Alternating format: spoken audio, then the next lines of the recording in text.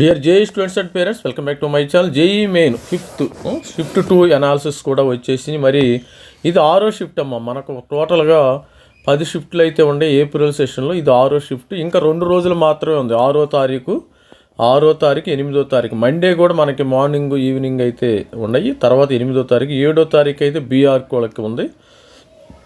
మరి ఈ యొక్క ఏప్రిల్ సెషన్ అనేది చాలా చాలా ఈజీగా వచ్చినట్టు స్టూడెంట్స్కి అనిపిస్తుంది. స్టూడెంట్స్ ఏంది, నాకు కూడా ఓవరాల్ ట్రెండ్ చూస్తే బాగానే అనిపిస్తుంది. ఈ యొక్క అవకాశం సరిగా ఉపయోగించుకున్నారా లేదనేది చూద్దాం ఒకసారి. మరి ఫిజిక్స్ చూసినట్టయితే ఈజీ టు మోడరేట్గా ఉందమ్మా. మార్నింగ్ మీద ఇప్పుడు పర్వాలా. మార్నింగ్ ఈరోజు వచ్చిన పేపర్ మీద ఇది ఇంకా ఈజీగా ఉంది. మూమెంట్ ఆఫ్ ఎనర్షియా నుంచి క్వశ్చన్స్ వచ్చినాయి ఫిజిక్స్లో. Rotation, de Broglie, wavelength, electrostatics, current మీద, జెనార్ డయోడు, రే ఆప్టిక్స్ నుంచి మంచి క్వశ్చన్స్ వస్తున్నాయమ్మా. మీరు ఉపయోగించుకోవట్లే టైము. యూనిట్స్ అండ్ డైమెన్షన్స్ నుండి కంపల్సరీగా ఒక క్వశ్చన్ వస్తుంది. పవర్ ఏంది, వర్క్ ఏంది, ప్రెషర్ ఏంది, ఒక్కొక్క దానికి యూనిట్స్ డైమెన్షన్స్ ఉంటాయి కదా, ఇట్లా ఉంటాయి. ఈ టైపులో ఒక క్వశ్చన్ రావటం జరిగింది.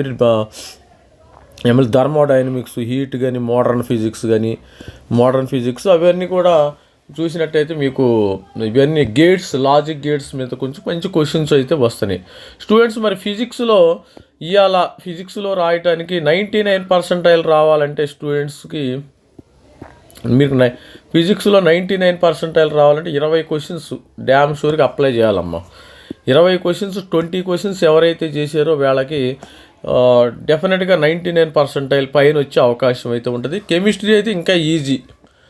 అసలు మార్నింగ్ మీద ఇంక ఇప్పుడు ఈజీగా ఉంది. మాలిక్యులస్, తర్వాత general organic chemistry, IUPAC naming, ionic equilibrium, conductivity, chemical kinetics, తర్వాత mole liquid solutions, coordination compounds, salt analysis. High weightage అయితే ఎక్కువ క్వశ్చన్స్ అయితే ఇనార్గానిక్ నుంచి ఇచ్చినట్టయితే సమాచారం.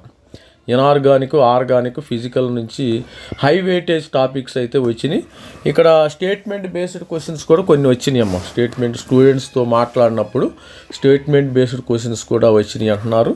ఇక చూసినట్టయితే ఇక్కడ మీకు 99% రావాలంటే ఎక్కువ మార్కులు తెచ్చుకున్న వాళ్ళకే వస్తాయి అమ్మ. అదే కనుక పేపర్ టఫ్గా ఉంటే తక్కువ మార్కులు, ఈజీగా ఉంటే ఎక్కువ మార్కులు రావాలి.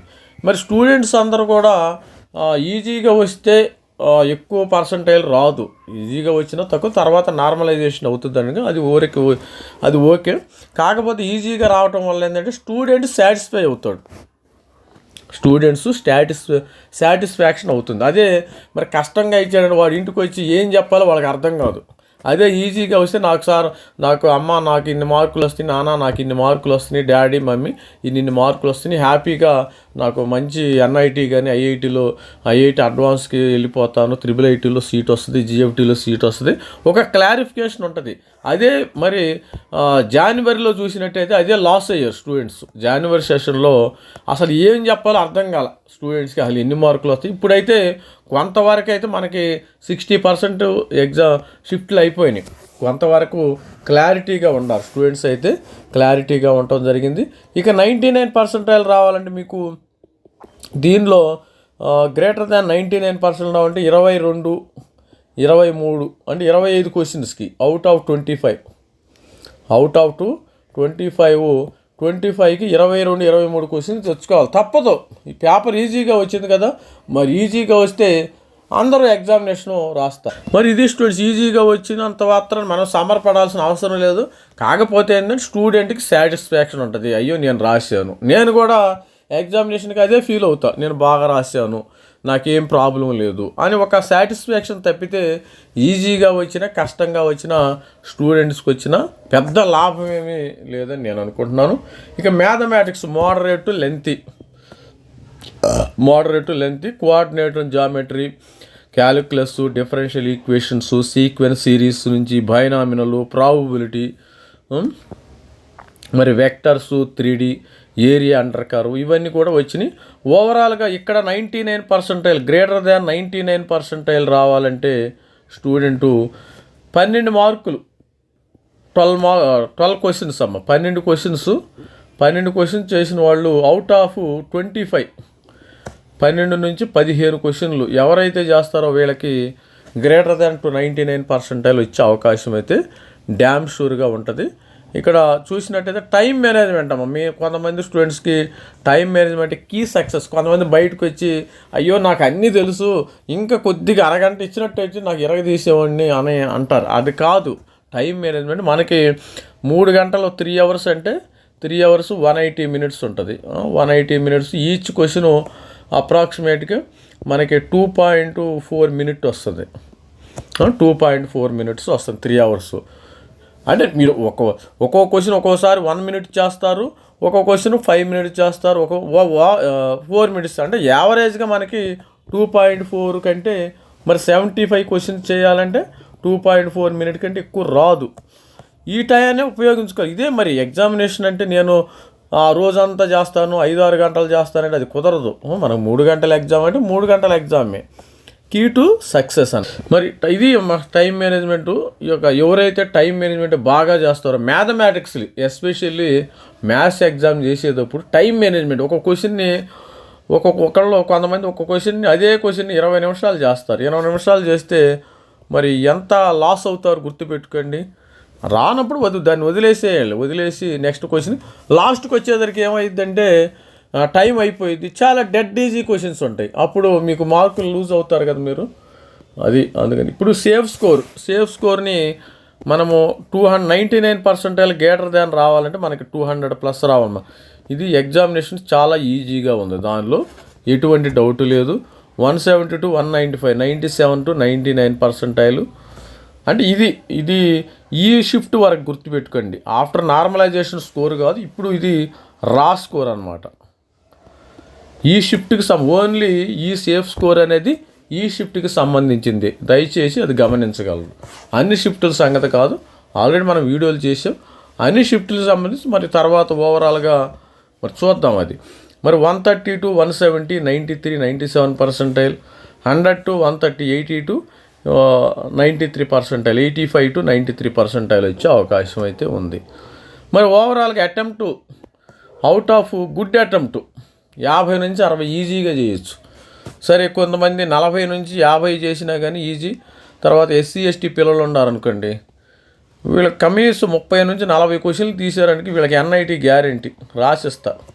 మన మెంటర్షిప్ జాయిన్ అవ్వండి. SC 30 నుంచి 40 క్వశ్చన్లు, 50 నుంచి 60 క్వశ్చన్లు జనరల్ స్టూడెంట్స్, 30 వరస్ట్ కేసులో 30 క్వశ్చన్లు చేయండి. 30 into 4 120 మార్కులు మీకు NIT గ్యారెంటీ SC ST పిల్లలకైతే, దానిలో నో డౌట్ ఎట్ ఆల్.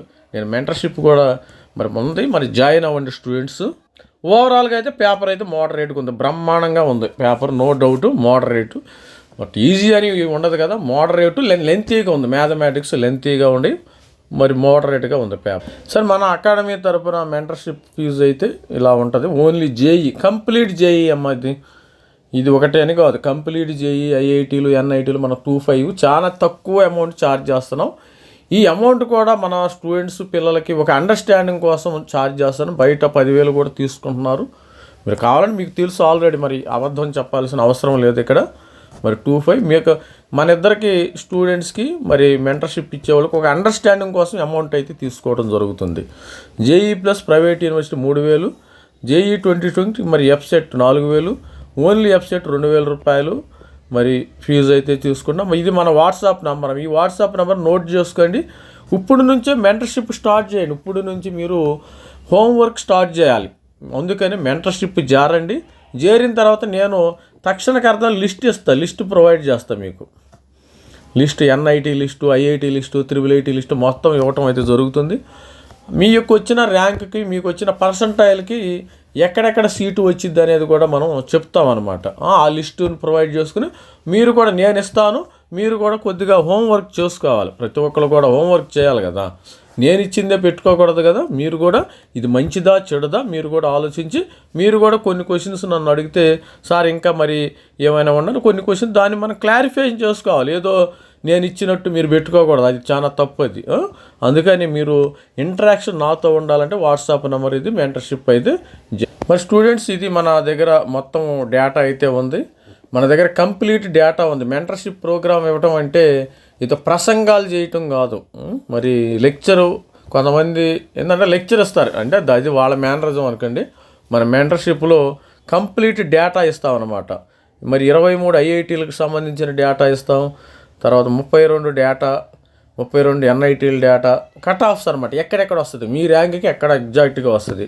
తర్వాత IIIT డేటా 26 IIIT డేటా ఉంది. తర్వాత 47 GFTL డేటా, మొత్తం డేటా కంప్లీట్ డేటా. ఈ సంవత్సరం ఐఐఎస్సి బెంగళూరు కూడా ఉంది, అది కూడా మనకి జోసా కౌన్సిలింగ్లో యాడ్ అవుతుంది. దానికి కూడా మనం మరి డేటా అయితే ప్రొవైడ్ చేయటం అయితే జరుగుతుంది. ఈ అవకాశాన్ని వాడుకోండి. ఇలాంటి మీకు ఎంత స్కోర్ వచ్చినా కానీ చివరాఖరికి మెంటర్షిప్ తీసుకోకపోతే మీ స్కోర్ అంతా వ్యర్థం అవుతుంది. డోంట్ వేస్ట్ యువర్ వాల్యుబుల్ స్కోర్ని వేస్ట్ చేసుకోవద్దు.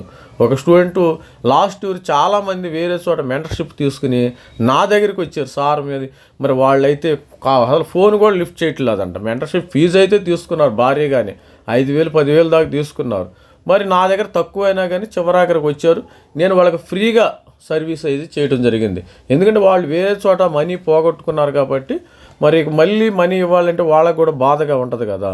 మరి మానవత్వంతో కొద్దిగా ఫ్రీగా కూడా హెల్ప్ చేయటం అయితే జరుగుతుంది. ఇప్పుడు కూడా మరి వాట్సాప్లో వాళ్ళు మరి మెసేజ్లు పెడతాం అయితే జరుగుతుంది. మరి ఇలాంటి మీరు కరెక్ట్ మెంటర్ని ఎన్నుకున్నాము. ఎవరైనా మరి ఆషామాషిగా ఎవరిని పడితే వాళ్ళని మెంటర్లో తీసుకోవద్దు, మీకు కరెక్ట్గా డేటా ఇచ్చే వాళ్ళని తీసుకోండి. ఆల్ ది బెస్ట్ అండి. This is my Ravikumar sir. మనం 6వ తారీఖుని మరి జరిగే మండే మార్నింగ్ ఆఫ్టర్నూన్ అనాలిసిస్లో కూడా కలుద్దాం. Thank you, bye.